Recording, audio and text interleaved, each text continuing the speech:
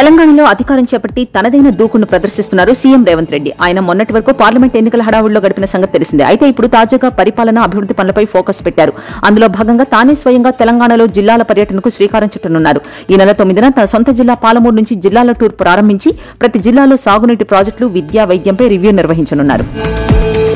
కాంగ్రెస్ పార్టీలోకి బీఆర్ఎస్ ఎమ్మెల్యేలు, ఎమ్మెల్సీల వలసలు కొనసాగుతూనే ఉన్నాయి. తాజాగా బీఆర్ఎస్ పార్టీ మరో ఎమ్మెల్సీ కాంగ్రెస్ పార్టీలో చేరేందుకు సిద్దమయ్యారు. ఈ రోజు బీఆర్ఎస్ ఎమ్మెల్సీ చల్లా వెంకట్రామరెడ్డి సీఎం రేవంత్ రెడ్డితో భేటీ అయ్యారు. అలంపూర్ అసెంబ్లీ నియోజకవర్గంలో సాగునీరు అందించే నెట్టెంపాడు ఆర్టీఎస్ ప్రాజెక్టు పనులు వెంటనే పూర్తి చేయాలని సీఎంను ఎమ్మెల్సీ చల్లా కోరినట్లు తెలుస్తోంది. చల్లా వెంకట్రామరెడ్డి కాంగ్రెస్ పార్టీలో చేరే విషయంపై స్పష్టత ఇవ్వకపోయినా 2-3 రోజుల్లో కాంగ్రెస్ కండువా కప్పుకోబోతున్నట్లు సమాచారం. ఇదిలా ఉండగా చల్లా వెంకట్రామరెడ్డి రేవంత్ రెడ్డి భేటీ కావడం బీఆర్ఎస్ పార్టీ శ్రేణులను ఆందోళనకు గురిచేస్తోంది. సోషల్ మీడియా అకృత్యాలకు అడ్డు అదుపు లేకుండా పోతోంది. కొంతమంది యూట్యూబర్స్ తండ్రి కూతుళ్ల బంధంపై అసభ్య కామెంట్లు చేయగా హీరో సాయి దుర్గాతేజ్ ఘాటుగా రియాక్ట్ అయ్యారు. సోషల్ మీడియాలో ఉండే మృగాల నుంచి పిల్లల్ని కాపాడుకోవాలంటూ తల్లిదండ్రులకు విజ్ఞప్తి చేశారు. సోషల్ మీడియాలో చిన్నపిల్లల భద్రతపై ఏపీ, తెలంగాణ ప్రభుత్వాలు చర్యలు తీసుకోవాలంటూ తెలుగు రాష్ట్రాల సీఎంలు, డిప్యూటీ సీఎంలు మరియు మంత్రి నారా లోకేష్ ను ట్యాగ్ చేసి పోస్ట్ చేశారు. దీనిపై స్పందించిన సీఎం రేవంత్ రెడ్డి తమ ప్రభుత్వం పిల్లల భద్రతకు అత్యంత ప్రాధాన్యతనిస్తుందని, ఈ ఘటనను పరిశీలించి తగిన చర్యలు తీసుకుంటామని తెలిపారు. ఈ పోస్టుపై తెలంగాణ డిప్యూటీ సీఎం మల్లు భట్టి విక్రమార్క కూడా స్పందించారు. ఈ క్లిష్టమైన సమస్యను లేవనెత్తినందుకు సాయి దుర్గాతేజ్కు ధన్యవాదాలు తెలిపారు. తెలుగుదేశం పార్టీ కూటమి ప్రభుత్వం ఇప్పటికే పోలవరం, అమరావతిపై శ్వేతపత్రాలను విడుదల చేసిన విషయం తెలిసిందే. అయితే నేడు ఇంధన శాఖ వాస్తవ పరిస్థితులపై ప్రభుత్వం 3వ శ్వేతపత్రం విడుదల చేసింది. గత ప్రభుత్వం ఇంధన శాఖను నిర్వీర్యం చేసిన తీరును వివరిస్తూ ఇంధన శాఖను గాడిలో పెట్టేందుకు తీసుకుంటున్న చర్యలను కూడా ప్రభుత్వం వివరించింది. అంతేకాకుండా నేటి నుంచి ఆంధ్రప్రదేశ్ రాష్ట్రంలో ఉచిత ఇసుక విధానం అమల్లోకి తీసుకురానున్నట్లు పేర్కొంది. డిప్యూటీ సీఎం పవన్ కళ్యాణ్ పిఠాపురం అభివృద్ధిపై ప్రత్యేకంగా దృష్టి సారించారు. పిఠాపురాన్ని ఏపీకి ఆధ్యాత్మిక కేంద్రంగా చేస్తానంటూ ఎన్నికల్లో హామీ ఇచ్చిన సంగతి తెలిసిందే. ఈ మేరకు ఓ కార్యాచరణ రూపొందించి దాన్ని అమలు చేస్తున్నారు. ఇందులో భాగంగా నిత్యం వందలాది మంది ప్రయాణికులు వినియోగించుకుంటున్న బస్టాండ్కు మరమ్మతులు, అలాగే బస్టాండ్ ప్రాంగణంలో సీసీటీవీ కెమెరాలను ఏర్పాటు చేస్తున్నారు. వైఎస్ఆర్ 75వ జయంతి సందర్భంగా వైఎస్ జగన్, షర్మిలతో పాటు తల్లి విజయమ్మ ఇడుపులపాయలో వైఎస్ఆర్ ఘాట్ వద్ద పూలమాలలు వేసి నివాళులు అర్పించారు. అయితే కాంగ్రెస్ పార్టీ ఈ వేడుకను ఘనంగా నిర్వహించబోతోంది. మంగళగిరిలో జరగనున్న ఈ వేడుకల్లో పలువురు కాంగ్రెస్ కీలక నేతలు పాల్గొనున్నారు. వైఎస్ జయంతి వేడుకలకు Telangana CM Revanth Reddy, deputy CM Mallu Bhatti విక్రమార్కతో పాటు కర్ణాటక సీఎం సిద్దరామయ్య, ఉప ముఖ్యమంత్రి డీకే శివకుమార్ను ఏపీ కాంగ్రెస్ చీఫ్ షర్మిల స్వయంగా ఆహ్వానించారు. వైసీపీ పాలనలో ఫైర్ బ్రాండ్ గా ఉన్న జోగి రమేష్ పైన, అలాగే ఆయన కుటుంబం పైన వరుసగా కేసులు పెడుతోంది కూటమి సర్కార్. తాజాగా మాజీ మంత్రి జోగి రమేష్ కుటుంబ భూ వివాదంపై సిఐడి బృందం రంగంలోకి దిగింది. తప్పుడు ధృవీకరణ పత్రాలతో సిఐడి సీజ్ చేసిన అగ్రిగోల్డ్ భూములను కొని అమ్మినట్టు జోగి కుమారుడిపై ఆరోపణలు ఉన్న సంగతి తెలిసిందే. ఈ తతంగం అంతా జోగి రమేష్ ఆధ్వర్యంలో జరిగిందని సమాచారం. తక్షణమైన మాజీ మంత్రి జోగి రమేష్ అరెస్ట్ చేసే ఛాన్స్ ఉండడంతో ఆయన విదేశాలకు వెళ్లినట్లు వార్తలు వస్తున్నాయి.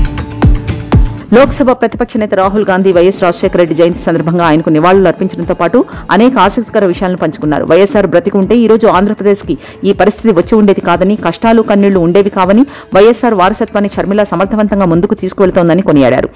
వైఎస్ఆర్లో ఉన్న ధైర్యం, సిద్ధాంతాలు, నాయకత్వ లక్షణాలు షర్మిల్లో చూశానని అన్నారు. నేను వ్యక్తిగతంగా వైఎస్ఆర్ నుంచి ఎంతో నేర్చుకున్నాను అని, వైఎస్ఆర్ పాదయాత్ర నా జోడయాత్రకు స్ఫూర్తి అంటూ కొనియాడారు రాహుల్. మహారాష్ట్రలో జరిగిన BMW కారు ప్రమాదం పొలిటికల్ టర్న్ తీసుకుంది. ప్రమాదానికి కారణమైన మహారాష్ట్ర పాల్ఘర్ జిల్లాకు చెందిన శివసేన నేత రాజేష్ షా కుమారుడు మిహిర్ షా కోసం పోలీసులు గాలిస్తున్నారు. ప్రమాద సమయంలో 24 ఏళ్ల మిహిర్ షా మద్యం మత్తులో నిర్లక్ష్యంగా కారు నడిపినట్టు తేలింది. దీంతో ఒక్కసారిగా ఈ ఘటన చర్చనీయాంశంగా మారింది. ప్రస్తుతం అతను పరారీలో ఉండగా అతని డ్రైవర్ని అదుపులోకి తీసుకుని పోలీసులు విచారిస్తున్నారు.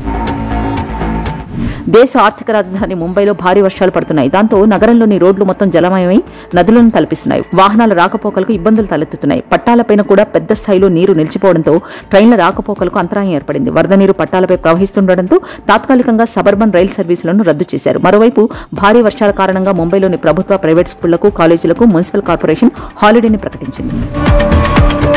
దేశ ప్రధానమంత్రిగా ముచ్చటగా 3సారి ప్రధాని బాధ్యతలను చేపట్టిన నరేంద్ర మోదీ 3సారి రష్యా పర్యటనకు వెళ్లారు. కాగా సోమ, మంగళవారాల్లో ప్రధాని మోదీ రష్యాలో పర్యటించనున్నారు. రష్యా అధ్యక్షుడు పుతిన్ ఆహ్వానం మేరకు భారత్ రష్యా 22వ వార్షిక శిఖరాగ్ర సమావేశంలో మోదీ పాల్గొననున్నారు. మాస్కోలో జరగనున్న శిఖరాగ్ర సమావేశంలో మోదీ, పుతిన్ ప్రత్యక్షంగా చర్చలు చేపట్టనున్నారు. కాగా 2022 ఫిబ్రవరి ఉక్రెయిన్ యుద్ధం మొదలయ్యాక ప్రధాని మోదీ రష్యాలో పర్యటించడం ఇదే తొలిసారి కావడం విశేషం. అగ్రరాజ్యం అమెరికాలో అధ్యక్ష ఎన్నికలు వేడి పుట్టిస్తున్నాయి. ప్రెసిడెంట్ రేసులో చివరకు నిలబడి తలపడేది ఎవరన్న అంశం ఉత్కంఠ రేపుతోంది. ప్రస్తుతానికి అమెరికా అధ్యక్ష ఎన్నికల బరిలో ప్రస్తుత ప్రెసిడెంట్ జో బైడెన్, మాజీ అధ్యక్షుడు డొనాల్డ్ ట్రంప్ బరిలో నిలవనున్నారు. అయితే అధ్యక్ష ఎన్నికల బరిలో జో బైడెన్ కు బదులు కమలా హ్యారిస్ ను డెమోక్రాట్ పార్టీ చివరి క్షణంలో బరిలో నిలిపే ఛాన్స్ ఉందన్న చర్చ అమెరికా మీడియా వర్గాల్లో జోరుగా సాగుతోంది.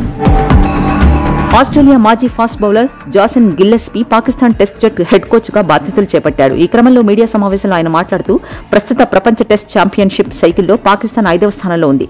రాబోయే సిరీస్లలో విజయం సాధించి మా ర్యాంకును మెరుగుపరుస్తానని, పాకిస్తాన్ను రెడ్ బాల్ క్రికెట్లో నెంబర్ 1 జట్టుగా తీర్చిదిద్దేందుకు ప్రయత్నిస్తానని గిల్లెస్పీ తెలిపారు.